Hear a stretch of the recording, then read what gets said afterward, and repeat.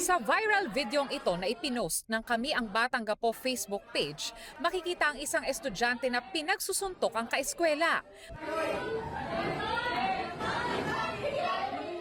May mga umawat sa lalaking naka-dark na t-shirt. Pero sumugod ulit ito para upakan ng isa pang beses ang kaklase. Maya-maya pa, kumuha na ng upuan ang estudyante na inihataw sa kanyang kaklase. Hindi nakita kung ano ang pinagsimulan ng away. Ang video kuha sa Columban College sa Olongapo City. Pinuntahan namin ang eskwelahan pero tumangging magpaunlak ng panayam ang pamunuan nito. Pero sa opisyal na pahayag ng paaralan, sinabi nitong iniimbestigahan na nila ang insidente. Ang insidente, tinawag nilang alleged bullying.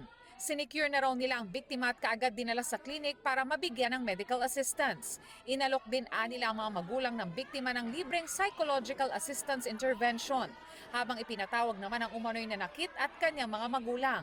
Nananatili nila ang istriktong policy ng paaralan laban sa bullying at hindi kinukonsinti ang karahasan at panghaharas. Inaalam din namin kung sa high school o college ito nangyari, kasabay ng pagkuha sa pahayag ang Department of Education at ang Commission on Higher Education.